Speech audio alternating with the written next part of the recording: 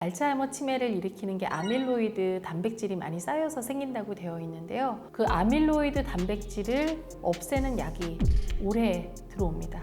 6월에서 한 8월 사이에 한국 식약처 승인이 될 거고, 우리가 쓰게 될 건 올해 말부터는 적극적으로 쓸 수 있어서 그동안에는 증상을 호전시켰던 약이라고 하면 이거는 알츠하이머를 없애는 약이니까 전혀 치료 개념이 바뀌는 거죠. 안녕하십니까. 저는 한양대학교 병원 신경과에서요, 치매와 인지기능 장애를 주로 진료하고 있는 김희진이라고 합니다.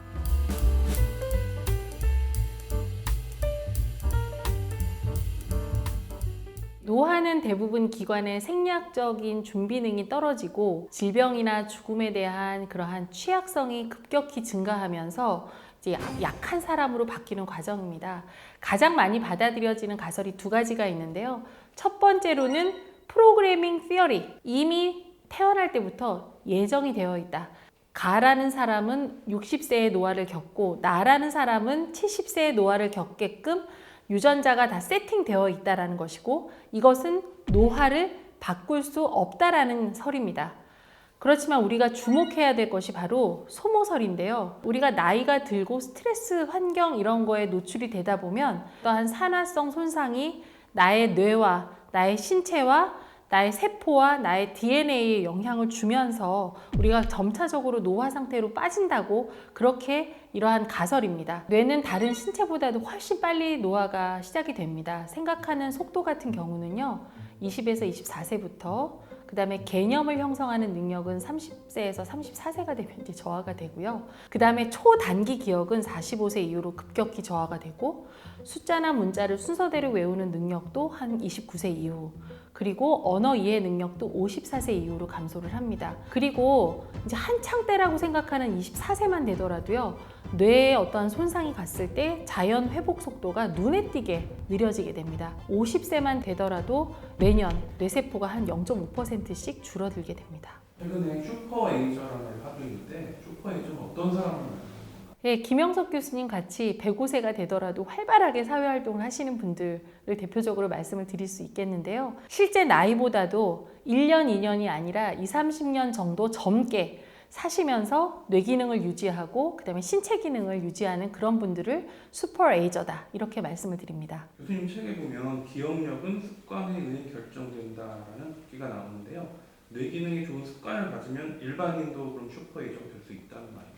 나쁜 유전자를 가지신 분들도 습관에 의해서 기억력과 인지 기능을 굉장히 건강하게 유지시키는 그러한 예들이 있습니다. 좋은 습관을 당연히 가지게 되면 뇌 기능을 향상시키고 일반인이나 노년층도 아주 뛰어난 기억력과 인지 능력을 갖출 수 있다는 것이 이제 거의 정설로 받아들여지고 있습니다. 건강한 식습관, 그다음에 굉장히 충분한 수면, 정기적인 운동, 두뇌 활성화하는 활동을 이렇게 즐기시고요. 그다음에 새로운 것을 두려워하시면 안 됩니다. 귀찮아하시면 안 되고, 그런 것들을 받아들이게 되면 결과적으로 슈퍼에이저가 되는 지름길이라고 할 수 있습니다. 일기 쓰는 것이 뇌 건강에 굉장히 많이 도움이 됩니다. 효과가 사실 너무 다양해가지고 한마디로 정의하기가 힘든데요. 2014년도에 알츠하이머 치매로 진단받은 환자가 있습니다. 그분이 쓴 일기를 제가 갖고 왔는데요. 이거를 10년 동안 이분이 쓰신 거예요. 그리고 유전자도 알츠하이머 치매의 가장 위험한 유전자가 아포E4라는 유전자를 2개나 가지고 있었거든요. 그러면 이분은 지금은 돌아가셨거나 요양원에 입소를 해야 되는데 10년이 지난 지금까지도 거의 변화 없이 독립적인 생활을 하고 계십니다. 일기를 쓰는 효과는 뇌를 활발하게 유지하는 데 굉장히 도움이 되는데요. 이제 첫 번째로는 생각을 정리해서 글로 표현하는 동안 엄청나게 많은 뇌 부위가 활성화됩니다. 두 번째로는 일상생활에서 왜 희노애락이 없으시겠어요? 하루를 살다 보면 슬프고 기쁜 일이 다 있는데 감정을 배출을 함으로써 우리의 스트레스를 굉장히 낮춰주면서 정서적 안정감을 증진시킬 수가 있고요. 그 다음에 쓰면서 형용사를 제가 많이 쓰라고 말씀을 드렸는데, 형용사를 많이 쓰시게 되면 창의성과 상상력을 발휘시키고, 이 창의성과 상상력 부분은 뇌의 전두엽 부분이라고 해서 인간만 있는 그런 뇌를 굉장히 활성화시킵니다. 실제로도 형용사를 많이 구사하고 형용사를 많이 쓰셨던 분들이 치매에 훨씬 덜 걸렸다라는 연구 결과도 있습니다. 그리고 이 일기를 쓰는 동안 정서적 안정감, 그다음에 스트레스가 해소가 되고 잊어버렸던 나의 일상이 다시 한번 복습이 되니까 기절했던 뇌세포를 심폐소생술한다. 이렇게 말씀을 드릴 수 있습니다. 뇌는 각오만 하더라도 변합니다. 그러니까 10분 운동이 너무 싫다. 그러면 운동을 하고 싶다라는 각오만 하더라도 운동 뇌 영역이 굉장히 활발하게 되고 뇌의 활성도를 보는 거 MRI를 찍어보면 생각만 하더라도 뇌세포가 변하고 뇌가 활발해지는 것을 볼 수 있습니다. 물론 나이대별로 뇌 기능을 예방하는 운동법이 따로 개발이 되어 있거든요. 근데 중장년 환자분들을 위해서는 제가 이렇게 말씀을 드리고 싶은데요. 첫 번째, 단일 근육이 아니라 다양한 부위의 근육을 훈련시키는 게 좋습니다. 왜 그러냐면 뇌가 노화가 되면 에너지를 세이브 시키는 방향으로 효율적인 분만 남게끔 되어 있거든요. 그래서 가능하면 많은 부위의 근육을 움직이는 운동을 결정하시는 게 좋습니다. 그리고 두 번째로는 집중력, 그 다음에 꾸준한 운동이 굉장히 중요하고요. 매일매일 하는 것도 좋지만 만약 시간이 안 된다고 하면 주당 2, 3회를 꾸준하게 하시는 것도 되게 중요할 것 같아요. 그리고 이제 세 번째로는 운동을 하는 데 있어서 이미 우리가 중장년이 되면 근골격계가 약화되시거든요. 뇌도 약화되고. 그래서 올바른 기술과 자세를 유지하시는 게 굉장히 중요합니다. 잘못된 자세를 하게 되면 근골격계가 부상이 있게 되면 오히려 운동에 더 악영향을 미치니까 꼭 유의를 해주셨으면 좋을 것 같고요. 그 다음에 유연성과 균형 운동도 추가를 하셔야 되는데 뇌 세포가 줄어드는 시기다 보니까 밸런스가 조금 시스템이 깨집니다. 그래서 잘못 헛디거나 내가 약간 흔들거린다라는 그런 느낌 가지시는 분들 많은데요.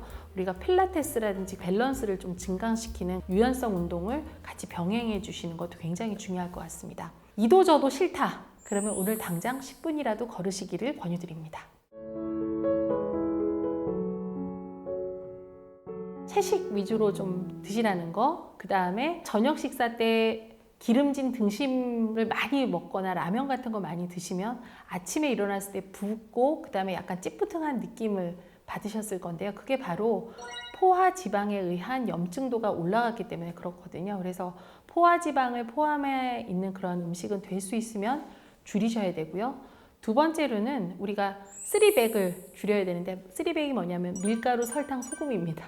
밀가루, 설탕, 소금 같은 위주의 식습관은 결과로 염증도 유발시키고 단순 탄수화물을 많이 섭취하게 되고 염분을 많이 섭취하게 되면서 결과적으로 몸에 있는 염증, 그 다음에 몸에 있는 찌꺼기를 밖으로 배출할 수 있는 그런 시스템을 파괴시키기 때문에 3백을 피했으면 좋겠습니다.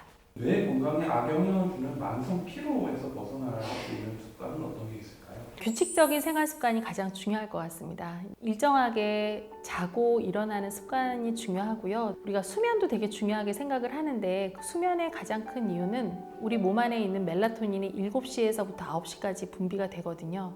이 멜라토닌이 단순 수면만 도와주는 호르몬뿐만 아니라 항노화, 항염증, 항치매 효과가 있습니다.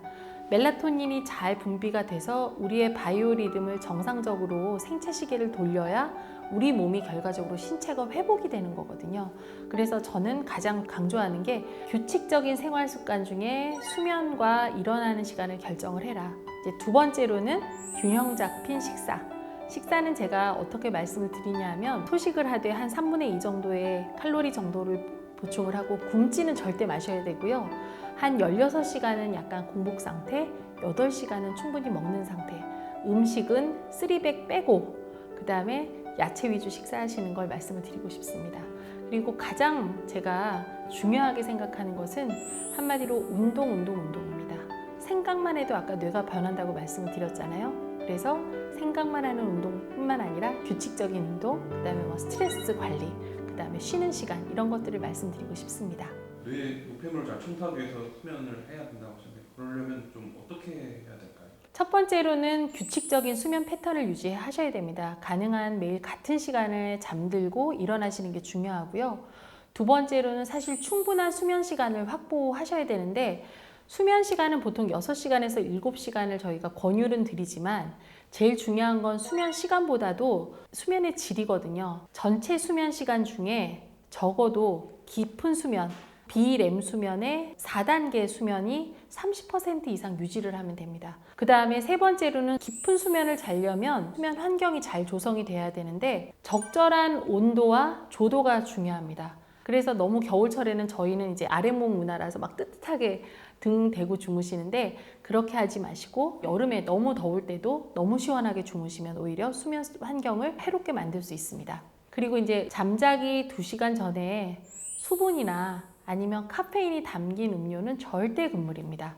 이제 5번째로는 활동량을 유지하는데 이것도 역시 현명하게 유지를 하셔야 됩니다. 꾸준한 운동이 도움이 되긴 하지만 잠자기 직전에 운동을 하시면 안 됩니다. 오히려 교감신경계가 활성화돼서 수면을 해치는 방해 요소가 되고요. 잠자리에 들기 2시간 전에는 운동을 종료를 하셔야 됩니다. 그리고 6번째로는 이제 스트레스 관리하는 게 되게 중요한데요. 스트레스 관리 어떻게 한다고요? 일기 쓰시고 좋은 말로. 수면 전에 그래서 기분 전환하는 것도 되게 중요하고요. 그다음에 마지막으로 저희가 가장 중요한 거는 스마트폰 보면서 많이 주무실 텐데 거기에서 나오는 블루라이트가 수면 사이클을 다 방해를 한대요. 그래서 스마트폰을 끄는 습관 절대로 잊지 마시기 바랍니다. 이런 알츠하이머 치매 같은 경우에는 현재 치료로 알츠하이머 치매를 일으키는 게 아밀로이드 단백질이 많이 쌓여서 생긴다고 되어 있는데요. 그 아밀로이드 단백질을 없애는 약이 올해 들어옵니다. 이미 임상시험은 저희가 15년 전부터 했고요. 그리고 실제로 이 약이 올해 6월에서 한 8월 사이에 한국식약처 승인이 될 거고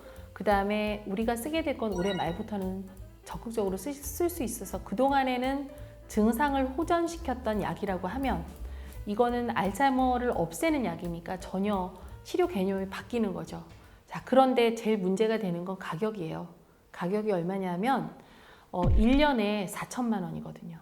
자, 그러면 1년에 4천만 원을 계속 써서 10년 동안 4억을 쓸 것이냐 아니면 습관을 조절해서 우리가 자연 치유를 좀 할 것이냐 그거는 이제 여러분 손에 달린 거죠.